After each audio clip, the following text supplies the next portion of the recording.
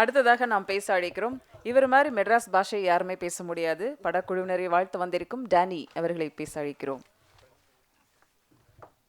Kavitha madam கிட்ட promise பண்ணியிருக்கேன், 3 விஷயத்த ஷார்ட்டாக முடிச்சுட்டு போகிறேன்னு சொல்லிட்டு. முதல் விஷயம் வந்து நண்பன் ரிஷி, இந்த படத்தினுடைய ஆடியோ லான்ச் வருது, கண்டிப்பாக நீங்கள் வரணும் டார்லிங் அப்படின்னு சொல்லிட்டு ஒரு மெசேஜ் அனுப்பிச்சாப்பில் அதோட விட்டார். அதுக்கப்புறம் டக்குன்னு அடுத்து ஒரு மெசேஜ் வருது. யார் நம்ம ஜார்ஜ் அண்ணன், என்னோட சீனியர் ஆக்சுவலி ஜார்ஜ் அண்ணன். ஸோ நிறைய அசோசியேட்டாக இருக்கும், பட் சில படங்கள் நடிச்சிருக்கோம். அவர் ஒரு மெசேஜ் அனுப்புகிறாப்புல, அந்த போஸ்ட்டுக்கு மேலே ஃபார்வர்டட் அப்படின்னு வந்துச்சு. நான் ஓகே ரைட்டு, தலைவன் 10-11 அனுப்பிச்சிருக்கான்னு சொல்லி ஸ்மைல் ஒண்டி போட்டேன். அடுத்து ஒரு மெசேஜ் வருது, வாய்ஸ் நோட்டு, இந்த மாதிரி பிரதர் இந்த கண்டிப்பாக நம்ம நிகழ்ச்சிக்கு வரணும், நீங்கள் வாழ்த்தணும் அப்படின்னு சொன்னார். ஆஹா, தலைவன் சூப்பராக நமக்கு விஷ் பண்ணி கூப்பிட்ருக்கானே, கண்டிப்பாக போவோம் அப்படின்னு பார்க்கும்போது லைட்டாக மேலே பார்த்துட்டேன் தெரியாமல் ஃபார்வர்டட் டூ மெனி அப்படின்னு போட்டிருந்தது. அப்போ தான் தலைவனை கண்டுபிடிச்சேன். ரைட்டு ஓகே, ஒரு 10 பேரை சூஸ் பண்ணி தான் அடிச்சுக்கிறேன் அப்படின்ட்டு. பட் அந்த 10 பேரில் என்னையும் அவர் கன்சிடர் பண்ணி இன்வைட் பண்ணதுக்கு ரொம்ப நன்றி பிரதர். உண்மையிலேயே அது ரொம்ப நான் வேல்யூ பண்ணுறேன்.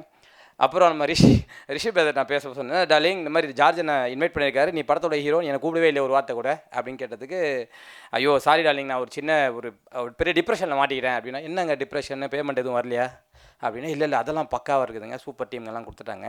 ஆனால் நம்ம படத்தோடைய ஆடியோ லான்ச்சுக்கு வந்து நிறைய செலிபிரிட்டிஸ் கூப்பிட்டுருந்தேன், முக்கியமாக எனக்கு நல்ல க்ளோஸான செலிபிரிட்டிஸ்.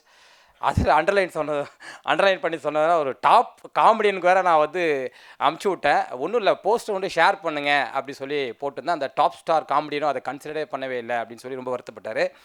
பிரதர் நீங்கள் 100 பேருக்கு அனுப்புங்க, 10 பேருக்கு அனுப்புங்க, பிரச்சனை இல்லை பிரதர். ஒருத்தர் உங்கள் மனசார வாழ்த்த வந்துட்டாங்கன்னா அதுவே உங்களுக்கு பெரிய ஆசீர்வாதமாக இருக்கும் பிரதர். அந்த ஒரு அடிப்படையில் தான் நான் வந்தேன், உண்மையிலே அந்த அடிப்படையில் தான் வந்தேன். இப்போ இதில் நிறைய பேர் கேட்பாங்க, நீ நடிச்ச படத்துக்கு போ, அப்போ தான் மூஞ்சி வெளியே தெரியும், கண்டென்ட் வெளியே வருவாங்க. எனக்கு அதெல்லாம் தேவையே கிடையாது. எனக்குன்னு ஒரு நல்ல ஃப்ரெண்டு, எங்களை 2 பேருக்குள்ள ஒரு நல்ல பாண்டிங் இருக்குது. நானும் நடிகர், அவரும் நடிகர். என்ன சம்பளங்கள் தான் வித்தியாசமே தவிர நடிப்புன்ற துறை எங்களுக்குலாம் ஒன்று தான். இதே தான் எந்த டாப் ஸ்டாரு எல்லா ஸ்டாருக்கும் நம்ம சொல்கிறோம் பார்த்தீங்களா, எல்லா ஸ்டாருக்கும் இருக்க வித்தியாசம் நான் வாங்க ரெம்யூனரேஷன் மட்டுமே தவிர மனசு எல்லாருக்கும் ஒன்றா தான் இருக்குது. பட் நம்ம மனசு என்றைக்குமே நல்ல விஷயமா இருக்கும் பிரதர், சரிங்களா? கண்டிப்பாக உங்கள் டீம் சூப்பராக வருவீங்க. முக்கியமாக இந்த படம் வந்து பார்த்தோன்னே உண்மையாக ப்ராமிசிங்காக இருக்குது. அதுக்கு இன்னொரு இம்பார்ட்டண்ட், நம்ம எல்லாமே ப்ரொடியூசர் சாரை பற்றி சொல்லியிருக்கோம். முதல் முறையாக என் மச்சான் வந்து ஒரு ப்ரொடியூசர் பேமெண்ட் பாக்கி இல்லாமல் கரெக்டாக கொடுத்துருக்கான்னு சொன்னோன்னா கண்டிப்பாக எங்கள் ஐயா தான் சார். உண்மையிலே வாழ்த்துக்கள் சார், உண்மையிலே வாழ்த்துக்கள். ஏன்னா இதை நான் எதுக்கு தைரியமாக சொல்கிறேன்னா, நம்ம பேரரசனெல்லாம் இருக்காங்க சார், ஆர்கே செல்வமணி சார், இவங்களுக்குலாம் தெரியும் சினிமாக்குள்ளே எவ்வளோ ஸ்ட்ரகிள். ஒரு நாட் ஓன்லி ஆக்டர்ஸு, பட் இருந்தால் டெக்னீஷியன்ஸ்குள்ளேயும் அந்த படம் பட்ஜெட்டை மீறி போகும்போது நிறைய இடர்பாடுகளில் வந்து சம்பளம் கொடுத்தே கஷ்டமாக இருக்கும். பட் அதெல்லாம் இல்லாமல் எல்லா கலைஞரும் சந்தோஷமாக வச்சுருக்கீங்க சார். சீக்கிரமாக ஒரு படம் பண்ணுங்கள், டேட் கேலண்டர்லேயே டேட் எல்லாம் பரவாயில்ல, நான் உங்களுக்கு டேட் கொடுப்பேன் சார். நீங்கள் ஃபோன் மட்டும் அடிங்க, ஃபோனில் மிஸ்டு கால் கொடுங்க, நான் வந்துடுறேன் வீட்டாண்ட. தெரியும், ஏன்னா பெங்களூர் மக்கள் அப்படி தான் நல்லா ஒரு வரவேற்பாங்க. அண்ட் இன்னொரு விஷயம், ரிஷி பிரதர் நீங்கள் சொன்னீங்களே, நம்ம படத்துக்கு வந்து இந்த ஆடியோ லான்ச்சுக்கு ராக் ஸ்டார் வரலானோட பரவாயில்ல, நம்ம ஃபோக்கோட கேங்ஸ்டர் ஸ்ரீகாந்த் ஐயா வந்திருக்காப்புல. அவர் ஒருத்தர் போதுங்க, அண்ணன் ஒருத்தர் போதும். அந்த முகத்தில் மட்டும் நீங்கள் நம்ம லைஃப்பில் எப்போயாவது ஒரு டிசப்பாயின்மெண்ட்டு, சினிமாவில் ஏதோ தோலுக்கிறோம், ஏதாவது ஒரு டிப்ரெஷன் வந்துச்சுன்னா அவர்கிட்ட நான் ஸ்டேட்டாக கூட சொன்னது கிடையாது. இப்போ உங்கள்கிட்ட சொல்கிறேன், நான் அடிக்கடி பார்க்குற முகம் வந்து ஸ்ரீகாந்த் தேவானந்த் தான்.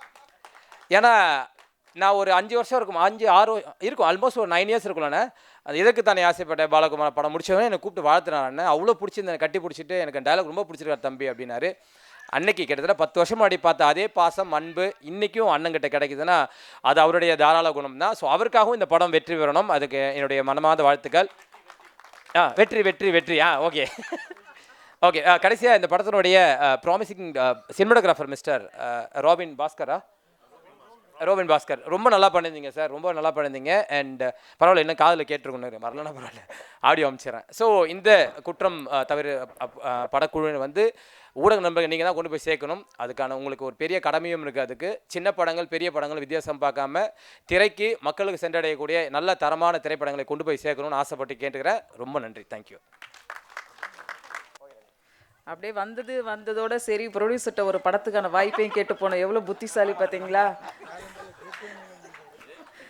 கிளம்புறேன்னு சொல்லிட்டு போயிட்டாரு. திரும்பி அங்கே போய் யோசிச்சிருப்பார் போல, ஐயோ வந்தது வந்துட்டோம், ஒரு பெரிய படத்தை மிஸ் பண்ணிடக்கூடாது. உஷார், பயங்கர உஷார்.